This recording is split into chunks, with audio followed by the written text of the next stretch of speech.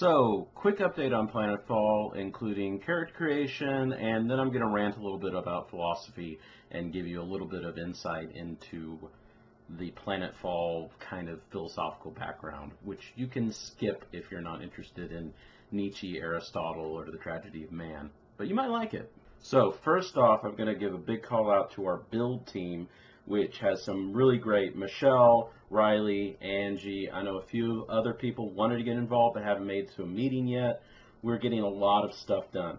The biggest disappointment I have on the build side, though, is it turned out we were going to have this big idea for doing this big drop pod for your intro into the game and all this stuff, and it turns out that to build what we wanted to build, like just the base materials would run to like $400 or $500. So we're going to have to trim back on that. We have really good ideas, and definitely as the game goes on, we can make that a much better set piece. But we're going to compromise and try to figure out a more budget option there, rather than building this drop pod with like rumble effects and lights and a few other things that I'm not going to reveal right now. So that was kind of a disappointment. But on the other side, we do have a lot of really good teams working on, various little things that I'm not going to reveal because it's going to ruin the story.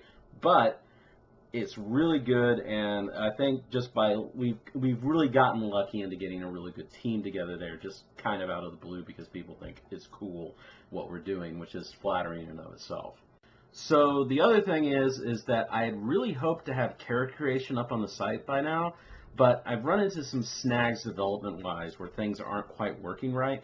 There's tons of work already done, but it hasn't quite worked out yet, and it's not ready for prime time. However, by next weekend, or maybe a little after that, I hope to get invite codes out to people so they can create accounts on the site and start playing around with character creation. I am going to hold invite codes hostage to someone actually buying the ticket, though, because we really need people to buy those tickets so I can cover the cost of the porta potties, that I can cover the cost of the site, and that I'll have extra money to reimburse people for materials. Michelle, Riley, and Angie are all out personal funds for props at this point. And really, as far as money goes, everything is going back into the game. No one is paying their mortgage with this stuff, so please buy those tickets.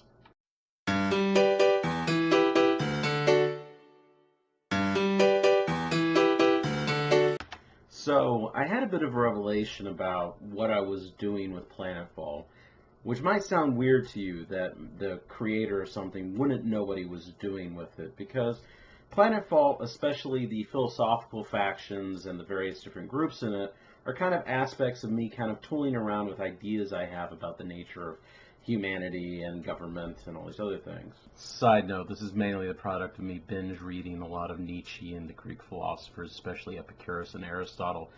But don't worry, it's not like you need a philosophy degree to play Planetfall. I'm going to explain where we're going with this really quickly.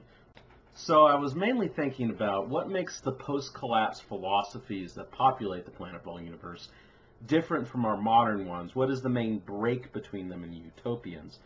And to explain that, I realized I really have to go into something called the tragedy of man, which is something we've kind of gotten away with in the modern world. So, like, if you go to the Greeks or the Germanic philosophers, what you get is a lot of talk about the fact that human life is inherently flawed and tragic. If you look at modern philosophies, however, if you look at liberalism or even various forms of conservative Christianity, you get this idea that man is somehow perfectible. We can change how we educate people, we can change how we interact with people, we can restructure society, we can use social programs, we can use all sorts of things to change how humans are and make us better. However, the advocates of the human tragedy say that this is folly. Nietzsche puts it as, we are human, all too human. We are lustful, sinful, we are murderous, we are bereft with various evolutionary things which keep us from ever actually becoming anything more than tragic. And as I was going on thinking about things like United Earth and the transhumanists and the neo-primitives and all these post-collapse philosophies, what I realized what I was doing was creating a rebirth of the tragedy of man being the central part of how civilization organizes itself. In the light of the collapse and the Second Dark Age, the Earth is grappling with the fact that attempting to perfect mankind in order to create a world of equality and goodness through education, social reform, and economic reform, we had not been able to contend with the problems we faced with us. So while the utopians still contend with the idea that we can produce a better world, if you look at the post-collapse philosophies, what you're going to look at is various groups of people dealing with the idea that we can't improve the world. We can only deal with this imperfection. So what do we see? We see United Earth, which advocates this triumphant realism, this worship of effectiveness through brutality, by saying that we can't make people better. We will always be hounded by these imperfections. We just have to constantly regulate it. We constantly have to watch thought. We constantly have to monitor people in order to keep us from doing the things which led us to the edge of disaster before. By comparison, what you're going to see in the neo-primitives is a lauding of the tragedy of mankind, but saying that individual tragedy is part of a more beautiful whole, the ecstasy of the many. You look at the transhumanists and they say, wait, the reason we cannot create a more perfect world is because we as humans are imperfect and tragic. So why don't we alter the human? Why don't we move forward in that way, which can lead them down some very dark corridors? But they're looking for a solution to this idea that we're no longer able to seek paradise on Earth anymore. The Edenites, by comparison, are simply saying that we have to contend with, through faith, these problems.